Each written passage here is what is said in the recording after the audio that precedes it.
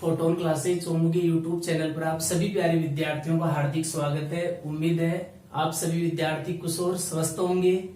हमने BSc second year की पिछली क्लासों में कोटि व घात के बारे में बेसिक समझा था। हमने कोटि की डेफिनेशन भी समझ ली थी, डिग्री घात की परिभाषा भी समझ ली थी हमने। आज हम समझेंगे चैप्टर 1.a की क्वेश्चन। देखो आपके जो ये डिफरेंशियल इक्वेशन बुक है, इसकी कौन सी यूनिट चल रही है, यूनिट नंबर कौन सी चल रही है, फर्स्ट। यूनिट नंबर फर्स्ट में जो चैप्टर फर्स्ट है वो कंप्लीट है आपकी। यूनिट नंबर फर्स्ट है वो कहां से आएगी, चैप्टर फर्स्ट में से आएगी। आज हम चैप्टर 1.a की क्वेश्चन सॉल्व कर रहे हैं। सबसे पहले हम क्या सीखेंगे, find the order and degree of the following differential equation।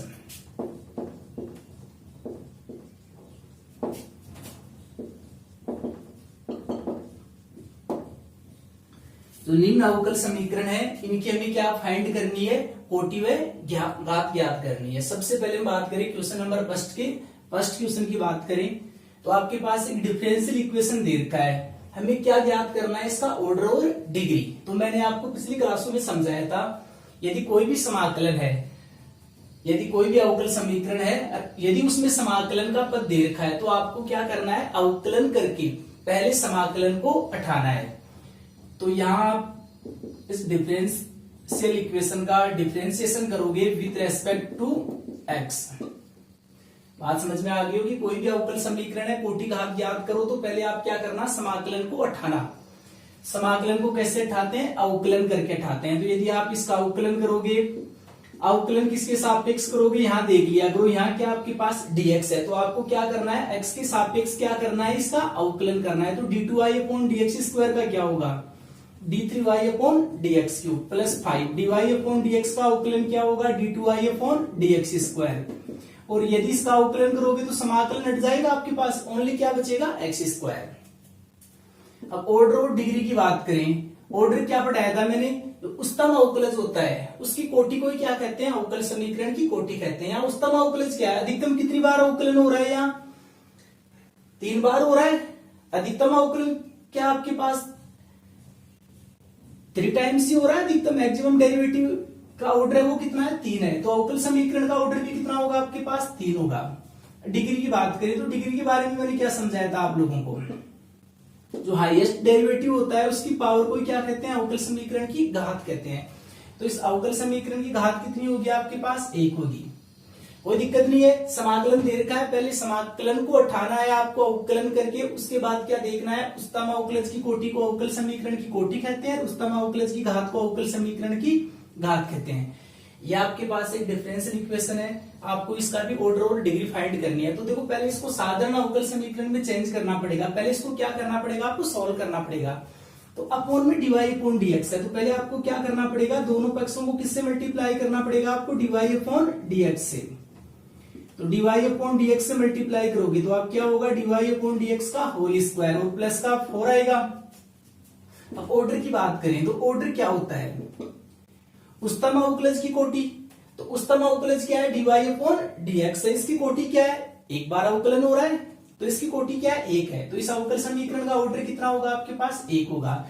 घात क्या होती है, उच्चतम अवकलज की अधिकतम घात को क्या कहते हैं, अवकल समीकरण की घात। उच्चतम अवकलज क्या है बताइए, यहाँ dy/dx, यहाँ उसकी पावर कितनी है, 1 है। यहाँ dy/dx की पावर कितनी है, 2 है। तो जो उच्चतम अवकलज होता है उसकी अधिकतम घात को क्या कहते हैं, अवकल समीकरण की घात। यहाँ डिग्री क्या होगी आपके पास, डिग्री क्या होगी आपके पास, उच्चतम अवकलज की अधिकतम घात कितनी है आपके पास, 2 है। तो अवकल समीकरण की घात भी क्या होगी, 2 होगी। आगे हम बात करें, पिछली क्लासों में मैंने समझाया था कि यदि आपके पास जो अवकलज के पद हैं आपके पास, यदि वहां अवकलज के पदों के ऊपर क्या दे रखा हो आपके पास, जो अवकलज के पद है उनकी पावर क्या दे रखी हो आपके पास, मूल वगैरह दे रखी हो, फ्रैक्शन भिन्न वगैरह दे रखी हो, तो पहले आपको क्या करना है, उस फ्रैक्शन वगैरह को हटाना है। तो यहाँ 4/3 है, तो आप मूल को कैसे हटाओगे, आप फ्रैक्शन को कैसे हटाओगे, दोनों पक्ष, यहाँ देखो 3 है तो आपको दोनों पक्षों का क्या करना पड़ेगा, आपको क्यूब करना पड़ेगा।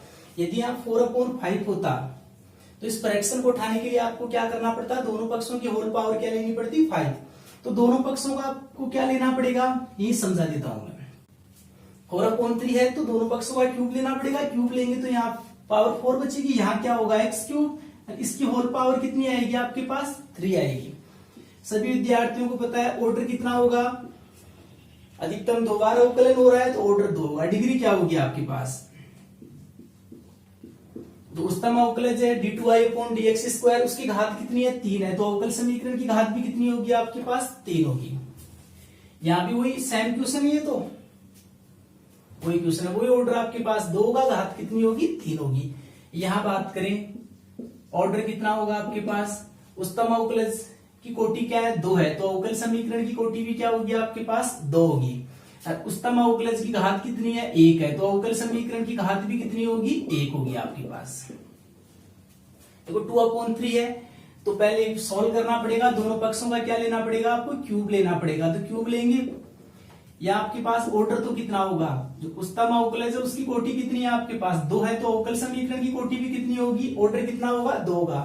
उच्चतम अवकलज की घात को क्या कहते हैं, अवकल समीकरण की घात। यहाँ उच्चतम अवकलज की घात कितनी है, 3 है, तो अवकल समीकरण की घात भी कितनी होगी, 3 है। कोई दिक्कत थोड़ी है, वो ये इसको सॉल्व करना है। पहले सॉल्व कैसे करोगे, dy/dx से दोनों पक्षों को क्या करना पड़ेगा आपको, मल्टीप्लाई करना पड़ेगा। दोनों पक्षों से मल्टीप्लाई करोगे आप dy/dx को, तो यहाँ dy/dx का होल स्क्वायर प्लस का 3, यहाँ पर क्या आएगा y² dy/dx।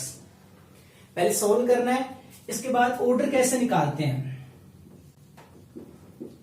जो उच्चतम अवकलज है, उच्चतम अवकलज यहाँ क्या है, dy/dx है, उसकी कोटि क्या है, 1 है, क्योंकि एक बार अवकलन हो रहा है, तो अवकल समीकरण की कोटि भी क्या होगी आपके पास, 1 होगी, 1 होगी। ऑर्डर 1 होगा। डिग्री की बात करें, डिग्री क्या होगा, उच्चतम अवकलज की घात, यहाँ घात 1 है, यहाँ घात 2 है, तो अवकल समीकरण का ऑर्डर क्या होगा आपके पास, ऑर्डर तो 1 हो गया। डिग्री क्या होगी अवकल समीकरण की, 2 होगी आपके पास। याद रखना, उच्चतम अवकलज कि अधिकतम घात को क्या कहते हैं, अवकल समीकरण की घात कहते हैं। तो यहाँ घात 1 है, यहाँ 2 है, तो डिग्री कितनी आएगी आपके पास, 2 आएगी। यह आपके पास एक डिफरेंशियल इक्वेशन है, पहले इसको सॉल्व करना है। सॉल्व कैसे करोगे, रूट को उठाना पड़ेगा, दोनों पक्षों का आपको स्क्वायर करना पड़ेगा, तो 1 + dy/dx इधर रूट हट जाएगा आपके पास। ऑर्डर कितना होगा, सभी प्यारे विद्यार्थियों को पता है 2 होगा। डिग्री कितनी होगी आपके पास, 2 होगी। अधिकतम 2 बार अवकलन हो रहा है और उसकी पावर 2 है, तो डिग्री भी क्या होगी, 2 होगी। इस क्वेश्चन की बात करें अपन, ऑर्डर की बात करें, ऑर्डर क्या होगा इस डिफरेंशियल इक्वेशन का, तो आपके पास यहाँ ऑर्डर के लिए क्या देखते हैं, उच्चतम अवकलज की कोटि। तो अधिकतम यहाँ कितनी बार अवकलन हो रहा है, यहाँ अधिकतम m बार अवकलन हो रहा है, m टाइम्स हो रहा है आपके पास, क्योंकि यहाँ देखो क्या है m-1, तो अपन दिमाग लगा सकते हैं, यहाँ m बार अवकलन हो रहा है, यहाँ m-1 बार, आगे कितनी बार अवकलन होगा, m-2। तो अधिकतम कितनी बार अवकलन हो रहा है, यहाँ m टाइम्स हो रहा है, तो ऑर्डर कितना होगा इस डिफरेंशियल इक्वेशन का, m होगा। डिग्री क्या होती है, डिग्री क्या होती है कि जो उच्चतम अवकलज होता है उसकी घात, तो उच्चतम अवकलज हाईएस्ट डेरिवेटिव यहाँ क्या है, यही है आपके पास, इसकी पावर कितनी है, p है, तो इस अवकल समीकरण की डिग्री क्या होगी आपके पास, p होगी। ये आपके पास एक डिफरेंशियल इक्वेशन दे रखा है, आपको इसका ऑर्डर एंड डिग्री फाइंड करनी है। तो पहले आपको क्या करना है, फ्रैक्शन को उठाना है, तो दोनों पक्षों का क्या करना पड़ेगा, आपको स्क्वायर करना पड़ेगा। अब वही देखते हैं, उच्चतम अवकलज की कोटि कितनी है, उच्चतम अवकलज क्या है, d2i/dx² है, या उसकी कोटि कितनी होगी, 2 होगी, तो अवकल समीकरण का ऑर्डर भी कितना होगा आपके पास, 2 होगा। उच्चतम अवकलज की घात कितनी है, 2 है, उच्चतम अवकलज की घात को क्या कहते हैं, अवकल समीकरण की घात। उच्चतम अवकलज की घात 2 है, तो अवकल समीकरण की घात भी कितनी होगी आपके पास, 2 होगी। तो कोई दिक्कत नहीं है। लास्ट क्वेश्चन देखिए आप, ये आपके पास एक डिफरेंशियल इक्वेशन है, आपको क्या करना है, इसका ऑर्डर फाइंड करना और डिग्री फाइंड करनी है।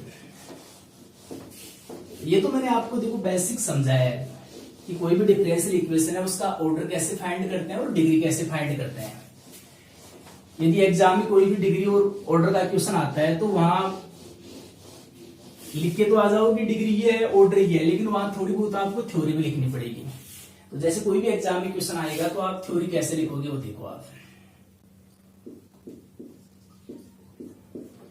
ये क्वेश्चन एग्जाम में आ गया, तो एग्जाम में आप कैसे लिख के आओगे उस बात को समझो आप। सबसे पहले लिखना आपको दिया गया अवकल समीकरण कि आपके पास d2i upon dx square plus 1 plus dy upon dx का होल स्क्वायर 3 अपॉन 2 इक्वल 0। सबको पता है अवकल समीकरण की कोटि व घात याद करनी है तो पहले उसको सॉल्व करते हैं, उसके फ्रैक्शन वगैरह को उठाते हैं। तो आपको क्या करना पड़ेगा, यहाँ 3 अपॉन 2 है तो पहले इस 2 को उठाना पड़ेगा आपको। तो 2 को कैसे उठाओगे आप, पहले इसका क्या करना पड़ेगा आपको, इस वाले पद का क्या करना पड़ेगा आपको, ट्रांसपोजिशन पक्षांतरण करना पड़ेगा आपको। तो उधर लेके जाओगे तो माइनस का होगा, यहाँ पर क्या आएगा 1 प्लस dy अपॉन dx का whole square whole power 3 upon 2। Fraction दे रखे उसको उठाना है तो दोनों पक्षों का आपको क्या करना पड़ेगा, वर्ग करना पड़ेगा। दोनों पक्षों का वर्ग करने पर स्क्वायर करोगे आप, दोनों पक्षों का वर्ग करेंगे तो क्या आएगा d2i अपॉन dx स्क्वायर का होल स्क्वायर। स्क्वायर करेंगे तो माइनस का स्क्वायर क्या होता है, प्लस होता है। यहां पर क्या आएगा 1 प्लस dy अपॉन dx का होल स्क्वायर, और इसकी होल पावर कितनी है आपके पास 3 है। स्क्वायर करोगे तो 2 कैंसिल हो जाएगा। तो आपको पहले फ्रैक्शन को उठाना है, कोई भी डिफरेंशियल इक्वेशन है उसका ऑर्डर एंड डिग्री फाइंड करनी है। तो पहले फ्रैक्शन वगैरह दे रखा है उसको उठाना है, फिर देखना है यहां अवकल समीकरण, यहां अवकल समीकरण में उच्चतम अवकलज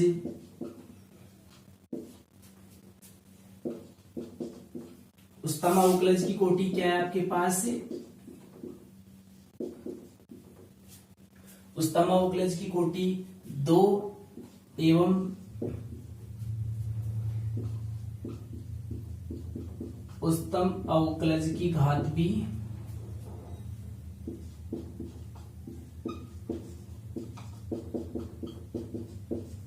घात भी 2 है।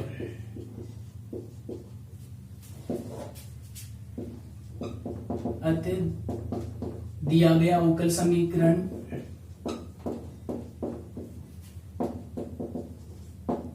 द्वितीय कोटि एवं द्वितीय घात का है। तो आपको वैसे पता सबको होता है, वैसे डायरेक्ट भी आप बता सकते थे, लेकिन डायरेक्ट एग्जाम में लिख के नहीं आना आपको। ये तो कोई कंपटीशन एग्जाम वगैरह में पूछे तो डायरेक्ट ही आपको टिक करना पड़ता है वहां तो ऑप्शन। यदि बीएससी सेकंड ईयर के पेपर में ऐसे कोई भी ऑर्डर एंड डिग्री का क्वेश्चन आए तो पहले उसको कंप्लीट सॉल्व करके आना है और लास्ट में उसको बताना है कि वो कितने कोटि का है अवकल समीकरण और कितने घात का अवकल समीकरण है। तो कोई दिक्कत नहीं आनी चाहिए ऑर्डर एंड डिग्री में।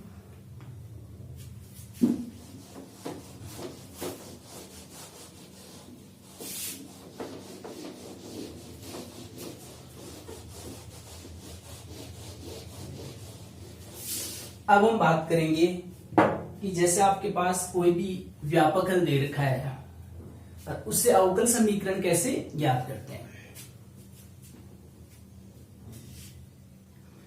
तो हम क्वेश्चन ले लेते हैं आपके पास, जैसे find the differential equation, find the differential equation whose general solution are.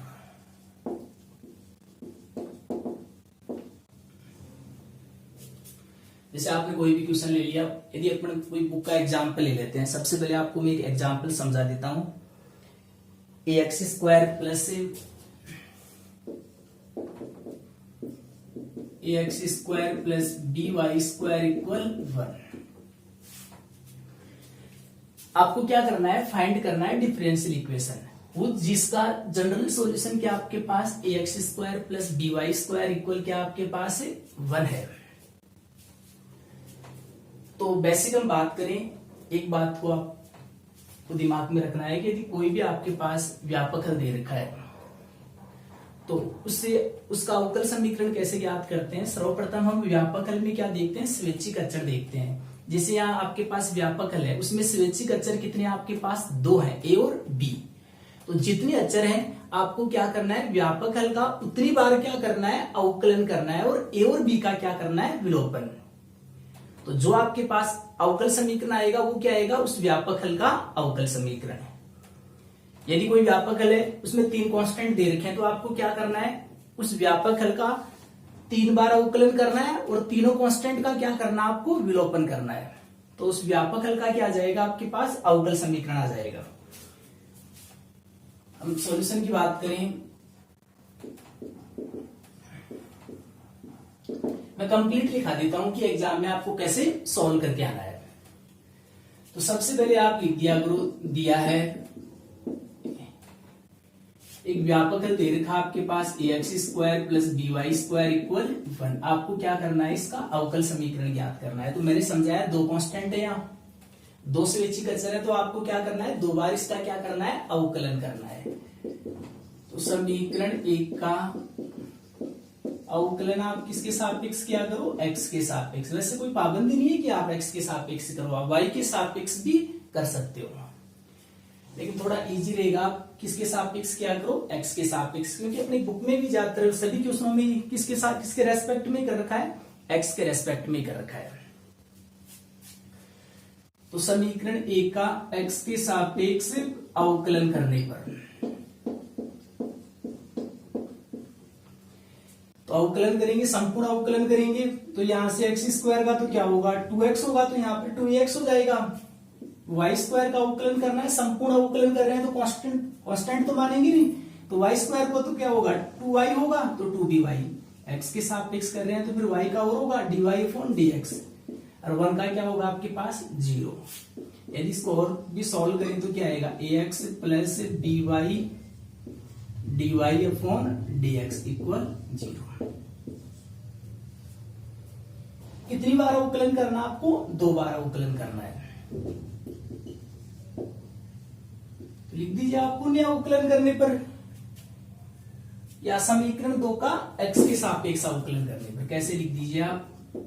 2 बार करना है, भी 1 बार किया है, 1 बार और अवकलन करना पड़ेगा आपको।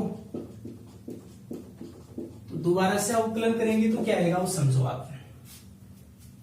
x का तो कितना होगा? 1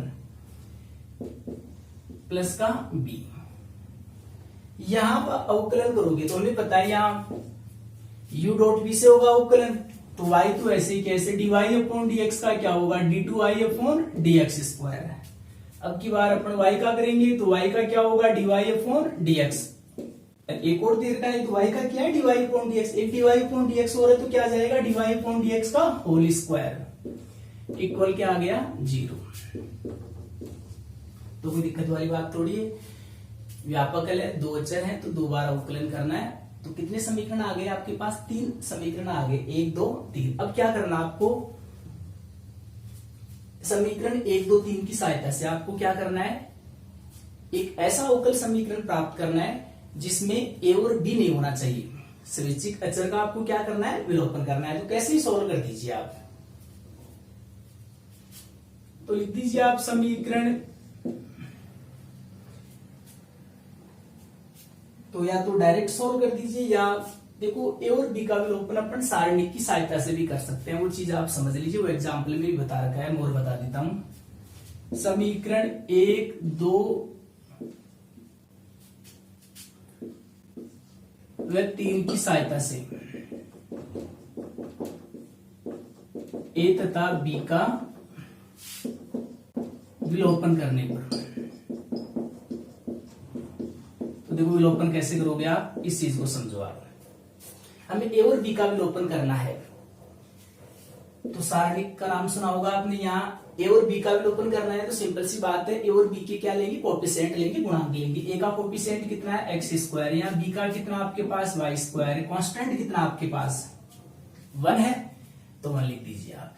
देखो आप इन चीजों से कोई फर्क नहीं पड़ता, आप इधर लेके -1 में लिख सकते हो आप।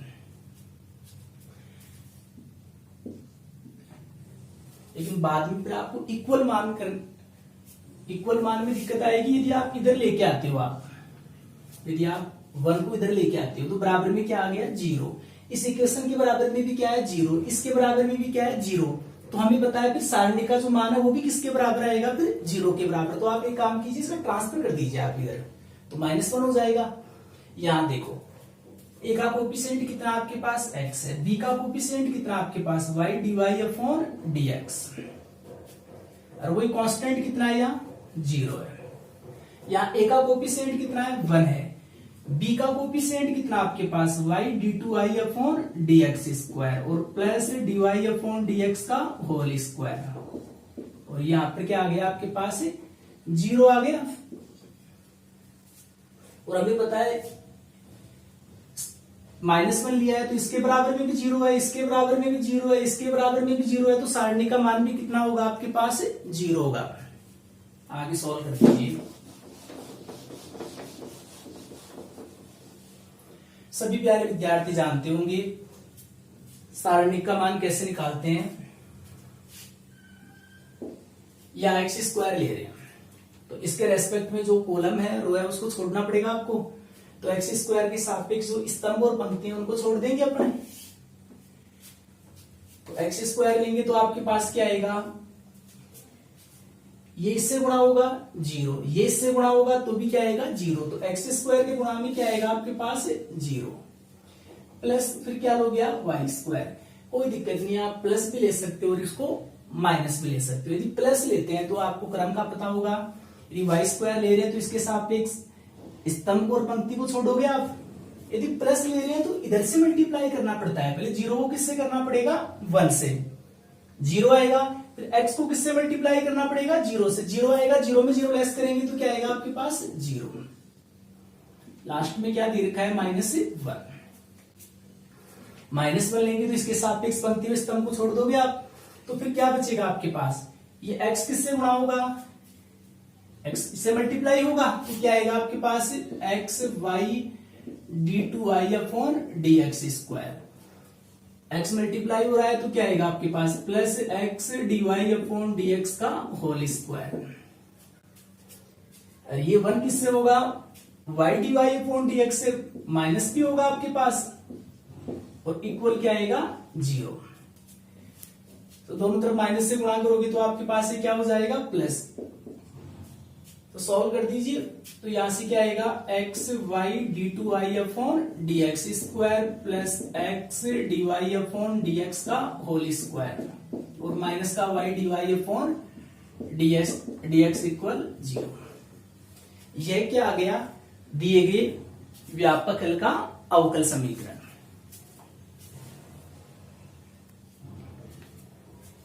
अब हम प्रश्नावली की क्वेश्चन वगैरह की बात करें तो आपकी क्वेश्चन नंबर 2 है, उसका फर्स्ट क्या दे रखा है xy equal a e⁻x plus b e⁻x plus x²। यह क्या दे रखा है आपके पास, एक जनरल सॉल्यूशन दे रखा है। तो इसमें स्वैच्छिक अचर कितने आपके पास 2 हैं। आपको क्या ज्ञात करना है, इस जनरल सॉल्यूशन का अवकल समीकरण ज्ञात करना है इस व्यापक हल का। तो सीधी सी बात है, कोई भी व्यापक हल है उससे अवकल समीकरण कैसे ज्ञात करते हैं। सबसे पहले हम कांस्टेंट देखते हैं, स्वैच्छिक अचर देखते हैं, कितने दे रखे हैं 2 दे रखे हैं। तो आपको क्या करना है, इस व्यापक हल का 2 बार x के सापेक्ष अवकलन करना है और a और b को क्या करना है हटाना है। इस व्यापक हल का क्या जाएगा अवकल समीकरण। तो समीकरण 1 का x के सापेक्ष क्या करोगे आप, x के सापेक्ष अवकलन करोगे। अवकलन करेंगे तो क्या आएगा, x को ऐसे कैसे ले रहे हैं, y का क्या आएगा dy/dx। अब की बार x का करेंगे तो 1 होगा, y ऐसे कैसे आएगा e⁻x का e⁻x e⁻x का क्या होगा -e⁻x और x² का क्या होगा 2x। दोबारा से आप अवकलन करोगे क्योंकि 2 स्वैच्छिक अचर हैं तो कितनी बार अवकलन करना आपको 2 बार करना है। दोबारा अवकलन करेंगे dy/dx का तो क्या होगा d2i/dx²।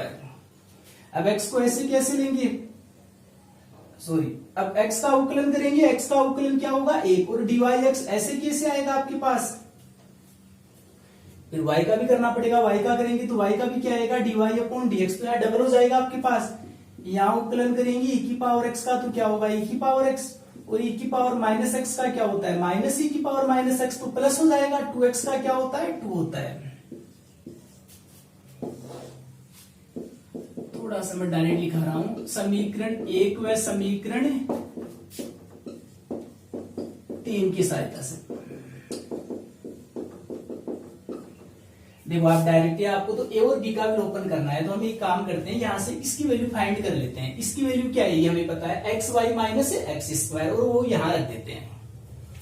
तो X d2y upon dx square plus 2dy upon dx equal क्या आ जाएगा, X Y minus X square, इसकी वैल्यू पुट कर देंगे और प्लस क्या बचेगा 2। तो यह क्या आ गया आपके पास दिए गए व्यापक हल का अवकल समीकरण 2dy upon dx minus X Y कैसे लिख दीजिए आप 2 माइनस एक्स स्क्वायर। कोई दिक्कत नहीं है, आपको चैप्टर के अभी आगे जो व्यापक हल दे रखे हैं उनके भी अवकल समीकरण ज्ञात करने। यदि किसी भी व्यापक हल में कोई दिक्कत आए तो आप कमेंट्स करके पूछ लिया करो, या कल वाली क्लास में आपको और समझा देंगे। Thank you.